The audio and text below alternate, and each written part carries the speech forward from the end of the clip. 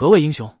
谈到英雄，凡是读过《三国演义》的人都会马上想起曹操与刘备煮酒论英雄的故事。有人说，天下艰难计，时势造英雄。英雄是我们国家和民族的脊梁，是我们不断开拓进取的勇气和力量。岳母在岳飞被上刻下精忠报国，他就将这4个字当成一生的追求。英雄他们虽然姓名不同，所做出的贡献不同，但是他们身上的英雄品质是相同的。而我要说的这群人，他们没有空军的自由翱翔，没有火箭军的地动山摇，没有坦克军的冲锋陷阵，他们有的只是和通讯装备的厮守。军马未动，信息先通说的是他们；营线连接百万雄师说的是他们；战场的听风者，首长的千里眼说的依然是他们。他们甘愿做战场背后的英雄，他们就是通信兵。啪啪啪，军区礼堂内不断响起阵阵掌声。赵虎在这次世界级通信兵大比武中，凭借着自己的技能和知识，刷新了2项世界纪录，为国家为我们部队更为通信兵争得了荣誉。京军党委研究决定现授予赵虎为军区通信标兵接2等功一次。首长宣读完毕，在掌声中，赵虎起立走上领奖台，唰，向首长敬礼，双手接过这份属于他也属于所有通信兵的荣誉，转过身看着台下的战士们立正行军礼，掌声再一次响起。颁奖仪式结束后，赵虎被团长叫到了接待室，推开门一眼便看到房间正中间摆放的摄像机，还有一名身穿军装手里拿着一个日记本的女人。团长，这是？赵虎有些不可思议的小声问道。我给你介绍一下，这位是咱们军区宣传部的孙干事，此次专门是来采访你的，你小子给我好好表现啊！团长半开着玩笑回答道。采访我？团长，我也没干什么惊天动地的大事。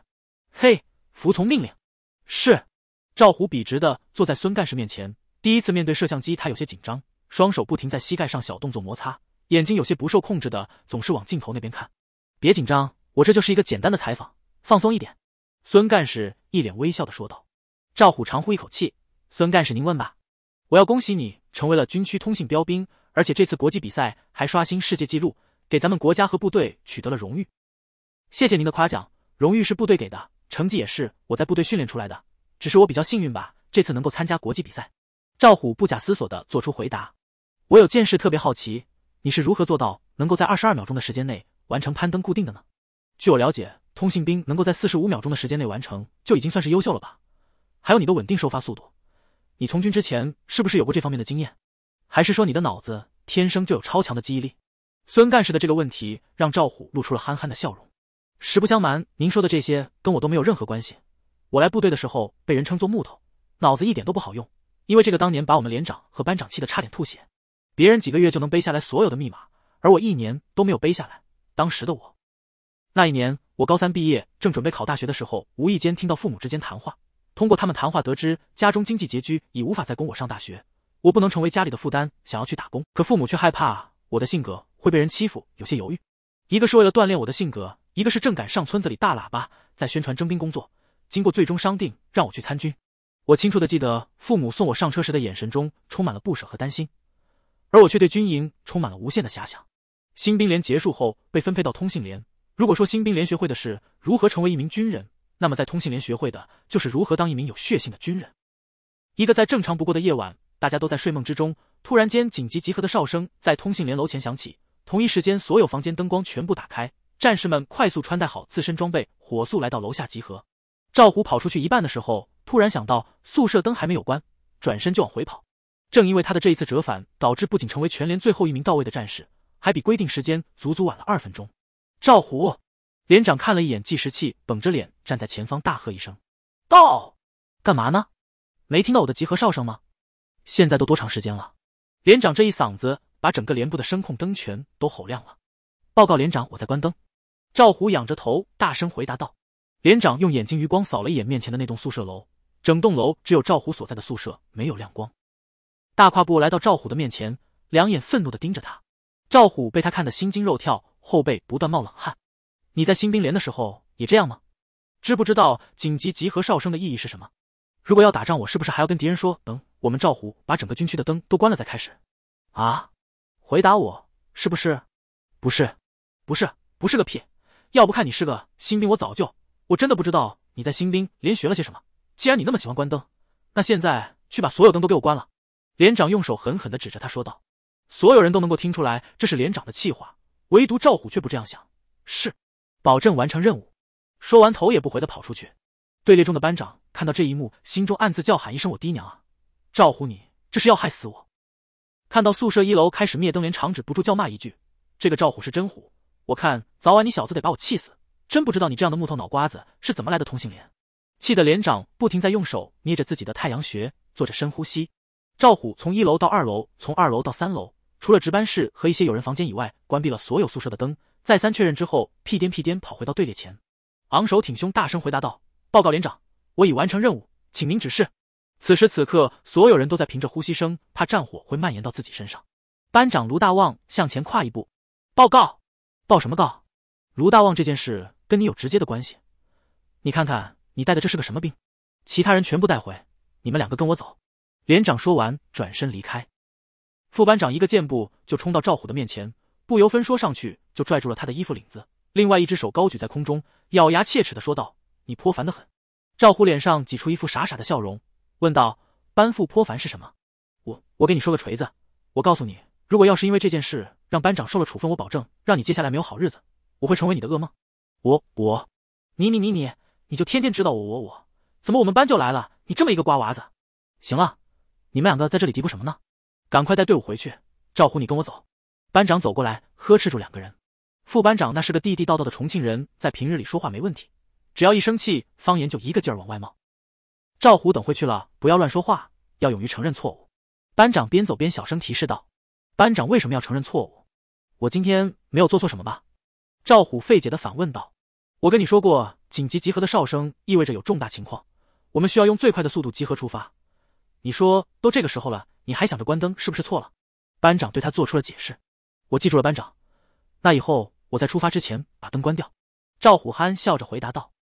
卢大旺长呼一口气，犹豫了好一阵后，将手搭在了赵虎肩膀上，凑到他的耳边轻声说道：虎啊，我不是这个意思，你明白吗？你关灯这件事，我不能说一定是错的，但咱得分清主次，是不是？紧急集合的哨声那就是命令，在这种情况下，别说关灯，就是拉屎拉到一半也得给我提裤子跑出来。你要说平常的时候随手关灯，这绝对是个好习惯，你懂我的意思吗？可是班长，我别可是可是的了，等会我们去连长办公室，你老实的给我听着就行，连长问什么就回答什么，其他的一概不要说。班长表情尤为痛苦的说道。赵虎机械板点点头。2个人一前一后来到连长办公室门外，卢大旺整理一下自己的军装，敲响房门。报告，进。收到连长的回复后，推开门走进去。连长挑下眉毛扫了2个人一眼，什么也没说，低下头开始翻看文件。卢大旺和赵虎就像是2个电线杆子一样杵在那里。时间1分1秒的过去了，眼看着窗户外的路灯都已经熄灭，传来了121、121、1234跑操的声音。截止到现在，他们已经在这里站了将近3个小时。时间不是问题，问题是从一进门没多久，赵虎就想去小便，但看到连长的脸色后，他不敢说，只好忍着。随着时间推移，他感觉自己如果再不上厕所就要尿裤子的时候，用手轻轻碰了碰班长手臂。班长扭头怒视他一眼，示意他不要乱动。赵虎的脸被憋得通红，整个额头青筋也爆出来，表情看上去有些惊悚，时而低头做深呼吸，时而咬牙紧闭着双目，双腿不停地在收紧，一双无处安放的拳头不停在身体2侧摆动。啪！突然间，连长把文件往桌子上一拍，吓得赵虎和卢大旺2个人浑身一颤。站军姿都不会了吗？连长没好气地呵斥道：你看看你那个样子吧。用手点了点赵虎，咬牙切齿地训斥道：给我站好了，立正。报告。赵虎已经没办法立正了，除非他想要尿裤子。连长站起来，端着自己的水杯走到赵虎面前，把手往嘴前面一竖：嘘，我现在不想听你报告，好好在这里给我站着。说完瞄了一眼赵虎那不停在颤抖的双腿，心中一阵窃喜，我倒要看看经过这次你小子能不能给我长点记性。咣！连长走出房间后关上房门。赵虎转身就要往外跑，卢大旺一把拽住他：你干嘛去？老实站着。班长，我快要尿裤子了。赵虎咬着牙挤出一句话，说完甩开卢大旺的手臂，头也不回跑出去，前脚离开连长，后脚就回到了办公室。卢大旺见状急忙上前做解释，连长赵虎他实在是憋不住了。我知道，正好他不在，我问你点事情，赵虎到底能不能干得了通信兵？2次模拟考核全市倒数第一，从我带兵到现在就没有见到过这么差的成绩，简直是一塌糊涂。你说专业不行也就算了，体能还这么烂。连长愁眉苦脸地说着。连长，我承认赵虎的脑子确实不如其他战士灵透，但他真的很努力在学习，真的。每天晚上大家都在休息的时候，唯独他一个人坐在那里背密码。还有他的体能方面，我一直都在对他加强，再给一些时间吧。给他多久？1年还是2年？实在不行我给他3年，这是时间的问题吗？我在问你他到底适合不适合做通信兵？你卢大旺都当了5年通信兵了，难道还看不出来他的问题吗？赵虎没有来之前，卢大旺所带领的一班，不管是体能还是技能，一直保持着通信连的第1名，现在也是第1，不过是倒数的。为了这件事，班副和其他几位战士没少在私下里探讨，甚至还有人劝说卢大旺去找连长申请把赵虎调了一班，这些都被卢大旺给压下去。在他看来，这个世界上不能抛弃任何一个努力的人。连长站起来走到卢大旺身旁，凑过去说了一句：我知道他很努力，但有些人有些事注定没有结果，我最多再给他2个月的时间，2个月之后，如果他的考核成绩还是这样，那么我就会申请给他换一个岗位。连长，行了，你不要再说其他的了，这是我跟指导员商量过的决定。卢大旺正准备再替他求情的时候，听到了门外传来响亮的报告声，于是小声问了一句：连长，这件事谁来跟他说？连长听完把眼睛一瞪，没好气的回答道：你说呢？这种事还需要我来谈吗？我看你小子现在是越来越不懂事了。卢大旺无奈的叹口气，心想这不是人的事情，总是让我干。进来。伴随着连长的命令下达，赵虎推开门走进办公室，笔直的站在那里。干嘛去了？连长明知故问道。报告连长，我憋不住了，所以刚刚去。得，你直接告诉我去厕所就行，不用跟我来这么一大串的解释。连长不耐烦地打断了赵虎的解释。是，报告连长，我去了一趟厕所。赵虎仰着头大声回答道。今天的紧急集合你表现得非常差，我对你非常失望。今天是第1次，我希望也是最后一次。如果你要是再敢给我这样，我保证让你的整个军旅生涯都痛苦不堪，听见了没有？连长，听见了，保证不会再犯。卢大旺急忙抢先一步做出回答，他深知赵虎的那个脾气，要是再说一番话，别说早饭没得吃，午饭估计都够呛了。出去吧。是。两人一前一后走出房间，走向宿舍的路上，赵虎听得在问卢大旺刚刚为什么不让自己跟连长解释一下这件事。哒哒哒，卢大旺用手敲打了几下他的钢盔。虎啊，怎么跟你说呢？我知道你对于关灯这件事肯定有自己的想法，并且我还是那句话，在日常生活你这样做一点毛病没有，但是在紧急集合的哨声中，你的大脑里面只能有一个字快，你要用最快的速度集合，不要再去管什么灯不灯的。卢大旺耐着性子对他又做出了一番解释。班长，我今天要不是跑到一半想起来没关灯，肯定不会迟到，我下次肯定不会忘记。赵虎还在坚持着自己的真理。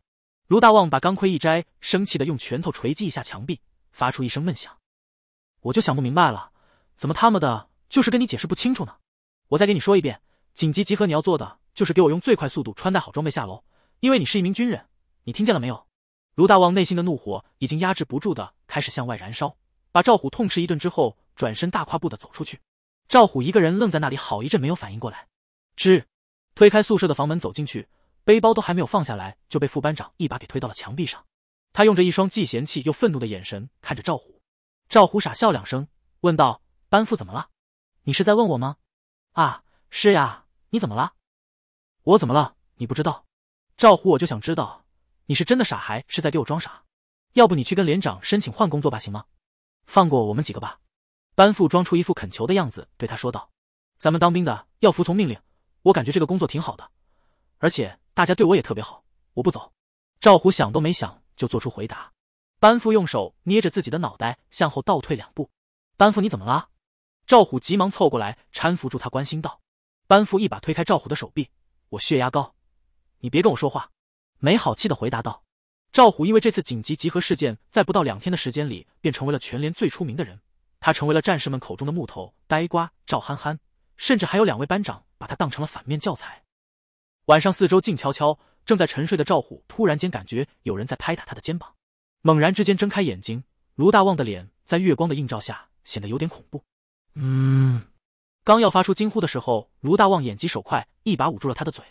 别乱叫，赶快起床跟我走。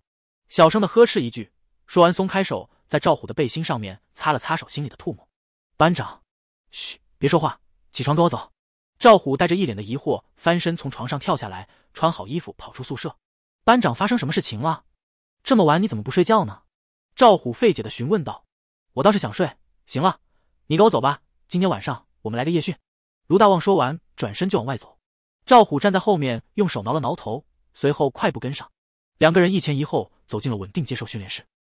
今天我给你一项任务，这篇文章用代码给我写完，不要求你达标，但是必须要比昨天的成绩快10秒钟以上。如果你今天完不成，那我们两个谁也不要睡觉了，听清楚了吗？卢大旺站在前方，一脸淡定地回答道。赵虎听完眉头一皱，脑海中浮现出一串又一串代码，这些坐在电脑前或者电报机前的工作，对于他来说就是一个不可逾越的坎。卢大旺看着还在发呆的赵虎走过去，在他后背拍打一下，还愣着干什么？赶快过去开机！没好气地呵斥道。班长，我还没有背过这么多代码呢，我怕。赵虎小声嘀咕两句。你这脑子！卢大旺原地转动一圈，回过头来继续说道，别人都是9分钟300个代码，准确率100%才算合格，我让你9分钟200个代码，准确率90%还不行吗？赵虎，你能不能不要总是一副怂人的样子？你就不能大声的给我说一次班长，我能行，我知道让你背代码密码有些费力，可是这个世界上什么事情是简单的？要不是一直在心里提示自己这是半夜，卢大旺真的会扯着嗓子骂他一通。赵虎什么也没有说，他转过身笔直地坐在电脑前，摁下了开机按钮。电脑运行正常之后，进入到代码书写专用软件。卢大旺把纸拿在了自己的手中，侧头瞄了一眼，问道：准备好了吗？报告班长，我准备好了。赵虎没有底气地回答道。卢大旺长叹一声，真不知道按照现在的情况来看，2个月之后自己会不会亲手送走第一个因为成绩不达标被调离岗位的兵。今天是一个不错的好天气，我是一名通信兵，我爱部队。哒哒哒，哒哒哒，伴随着卢大旺的朗读声，键盘被赵虎敲得噼里啪啦作响。短短的9分钟，对于赵虎来说像是一种煎熬。眼看着屏幕上出现的文字错乱不堪，他变得更加紧张不安，手心里全都是汗水。祝大家晚安，成绩怎么样？卢大旺读完最后一句话，走过来询问道。赵虎从椅子上站起来，低着头，不敢跟他对视。一看这样的情况，就知道结果是什么了。绕到电脑屏幕前一看，差点没给自己吓死。准确率21%，这就是你最近每天死记硬背的成绩？赵虎，你不是跟我开玩笑呢吧？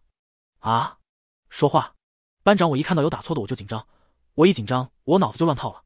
赵虎低着头，用极小的声音做出回答。啪！赵虎把纸狠狠地摔在了桌子上。你紧张个蛋啊！有什么好紧张的？你是一名通信兵，通信兵懂不懂？你……卢大旺用手不停地拍打着脑门，自己带了这么多年的兵，第一次遇到这样的事情。再来，不要紧张，错了就先不要管，听见没有？卢大旺没有别的办法，打他不行，骂他也不好用，只能一遍一遍地跟着他练。准备好，开始！哒哒哒，哒哒哒。卢大旺就用着同样的一段话，一遍一遍地让他练，到最后自己都已经可以把这段话倒背如流的时候，赵虎的成绩依然没有太大的提高。训练机房的房门被推开，班副高健带着满脸的困意走进来。你不睡觉，瞎溜达什么？卢大旺走上前问道。高健打了个哈欠，推开卢大旺，径直走向赵虎。啪！两手往桌子上一撑，歪着头看向电脑屏幕。今天是一个不错的恶天气，我是个通信大兵，我爱部队，这是什么玩意？看得高健一脑门子问号。班副，我正在练习代码呢。练习代码？赵虎同志，我采访你一下，什么叫不错的恶天气？什么又叫通信大兵？来，你给我解释一下。我打错了几个代码。赵虎憨笑着回答道。我看我可能不会死在战场上，我会死在你这个傻子的手里。班长，我就纳闷了，他有什么好的？你干嘛就非要这样呢？行了，赶快回去睡觉，别妨碍他学习。卢大旺呵斥道。高健咬下牙齿，一把拽住卢大旺的袖子，把他从机房拖出去。两个人来到外面对立在那里。我是真的不想管这个破事，还有那个废物，但是如果因为他把你给拖垮了，我肯定不同意。你知不知道咱们班的战士在私底下都说什么？说什么？他们说你现在满脑子都是赵虎，现在的训练也好，学习也好，你的心思几乎都在一个没有前途的废物身上。我不想说太多，你好好考虑一下吧，好好想想这样做值不值，别因为一个瓜娃子害了我们所有人。高健说完头也不回地走出去。这些话当他说出去的那一刻就有点后悔了，可是如果这样能够让卢大旺放弃赵虎，那自己宁可成为恶人。卢大旺一个人站在那里深吸一口气，丝毫没有任何的考虑，转身走回房间。他们两个人的对话因为机房门没有关闭，再加上是半夜，所以赵虎一字不落的全都听到了。虽然赵虎的脑子不如其他人灵透，但是他可不是傻子，被人这样说的滋味就像是被打了一记响亮的耳光。卢大旺回到房间，提示赵虎继续训练。赵虎却像是一个电线杆子般站在那里纹丝不动。干嘛呢？赵虎慢慢转过头来，他两眼直视着卢大旺，一字一句地说道。班长刚刚班副说的那些话还没有说完，就被卢大旺给强行打断。你都听到了？质问道。赵虎机械版点点头。别听他胡说，我估计那小子还没有睡醒，所以才会说胡话。卢大旺用着半开玩笑的语气解释道。赵虎可不这样想，他微微的摇下头，班长，为什么咱们班的人都讨厌我呢？是不是因为我做错了什么？我想跟大家成为朋友。十分真诚的提出疑问。卢大旺被他所说的这些话搞得一愣，高健都在背后这么骂你了，你竟然还能说出这些话？长呼了一口气，用手拍打2下他的肩膀，语重心长的回答道，你并没有做错什么，他们也没有讨厌你，你能这样想我很开心，不过我们不是朋友，而是战友，我们是可以在任何时间把后背交给彼此的人，你明白吗？哦，所以大家并不是讨厌你，大家是因为看到你的成绩一直这样着急，如果你不能进步，不能够成长，我们班的流动红旗可就真的一去不复返了。班长，我一定努力，我一定帮你把流动红旗拿回来。赵虎咬着牙坚定地回答道。好，你小子可算是说了一句让我舒服的话，既然有这个决心，那就行动吧，开始训练。是，今天是个不错的天气，我是一名通信兵。啪啪啪，啪啪啪，宣读声伴随着键盘响声不断从训练室传出。卢大旺带着赵虎训练一直持续到天微微亮起，低头扫了一眼电脑屏幕上的时间，说道，好了，今天我们就先到这里，马上就要出早操了，现在回去准备一下吧。赵虎一边关闭电脑，一边不断地打着哈欠。啪！临走之前依然没有忘记关闭灯光的习惯。卢大旺看到这一幕，无奈地咧下嘴，心想，但愿下次紧急集合的时候，你可以在出门之前关闭宿舍灯。出过早操，吃过早饭，整理好内务后，所有人来到了体能训练场。卢大旺在队列前挨个的扫一眼，刚要说话的时候，想到了昨天晚上高健对自己说的那番话，他们说，你现在满脑子都是赵虎，现在的训练也好，学习也好，你的心思几乎都在一个没有前途的废物身上。停顿片刻后开口说道，听好了，今天上午我们将进行体能训练，成绩不达标的别想参加今天下午的射击训练，听到了没有？听到了。众人高声回答道。虽然他们是通信兵，但依然要学会多项战斗技能。赵虎从来到这里到现在为止就参加过一次射击训练，至今都无法忘怀摸到枪的那种兴奋。全体都有目标体能训练场跑步走，121，121。在卢大旺的带领下，战士们像噩梦一般的体能训练场前进。我们先活动一下身体，来个5公里越野。啊！一声惊呼让所有人的目光全都转向赵虎。班副高健看他的眼神最为可怕。有什么问题吗？卢大旺走上前质问道。报告班长，没问题。以后在没有打报告之前，不能在队列内发出任何声音，听到了没有？听到了。噗！就在这个时候，董小强放了一个巨响的屁，大家一脸嫌弃的对他龇牙咧嘴。都干嘛呢？干嘛呢？卢大旺在队列前大声的呵斥道。5公里开始。没好气的下达了命令。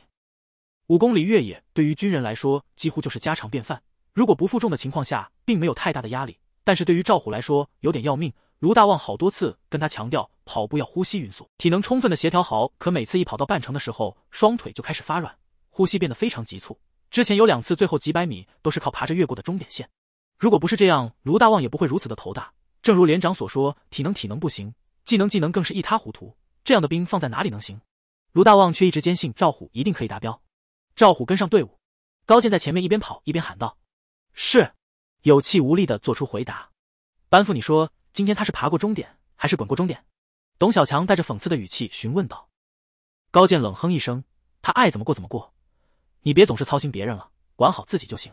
1公里、2公里、3公里，赵虎依然在咬着牙尽可能不掉队。卢大旺跟在他的身旁，不停地为他加油打气，加油，坚持住啊，坚持住，很快就要到终点了。赵虎咬着牙仰着头做出了冲刺的状态，卢大旺一看立马拦住了他。之前每次一有这样的情况，就说明他的体力即将被消耗殆尽。不要冲刺，继续跟上队形。卢大旺对他命令道。班长，我实在是坚持不住了，我现在感觉自己的呼吸困难，班长。赵虎大口喘着粗气不断的哭诉道。调整呼吸，放慢脚步，不要停下来。来，跟我一起做，吸，呼，呼，呼。就这样，赵虎坚持越过了4公里线，迎来了最后的1公里。卢大旺一直在身旁对他加油打气，一直给他坚持下去的动力。900米、800米、700米、400米、300米，眼看着终点就在前方，赵虎突然间趴在地上，2手死死地抱着自己右腿，脸部表情格外狰狞。卢大旺见状，立刻停下来，用手拽过他正在抽筋的右腿，不停捶打揉捏。在卢大旺的帮助下，抽筋症状很快就消退下去，伸出手把他从地上拽起来，指向前方，还有最后的300米，加油，冲过去！大声说道。赵虎用手抹了一把脸上的汗水，抬腿继续向前奔跑。在这一刻，他不是为了自己，而是为了卢大旺。看着他被汗水浸透的衣服，看着他仰起头咬牙坚持的样子，看着他越过终点线，卢大旺的内心别提有多开心了。5公里越野拉爆了赵虎的双腿，每走一步都感觉腿在发出痛苦的哀嚎。高健咧着嘴对他发出一声冷哼：“鸟人！”没好气叫骂了一句：“今天大家的表现都还可以，下面我们进行军体拳的训练，所有目标沙场跑步走。”卢大旺并没有给他们太多休息时间，直接下达了第2项训练任务。军体拳是由拳打、脚踢、摔打、夺刀、夺枪等格斗动作组合而成的一种拳术，它可以有效地培养军人坚韧不拔、勇猛作战的性格。赵虎他们现在所练习的为第3套军体拳，一共32个动作，所有动作全部从实战出发。正所谓学会军体拳，即可自卫防身，还可擒敌战斗。前体都有，散开。大家都知道，军体拳是我们必学必练的科目，既可以锻炼我们勇猛作战的性格，还可以让我们在遇到敌人的时候一招制敌。卢大旺站在队列前讲述了一番：一领一动，1、2，把你的腿绷直，这是军体拳，不是绣花拳。今天早上没有吃饱饭吗？还有你，来了1年了，就给我练成这样。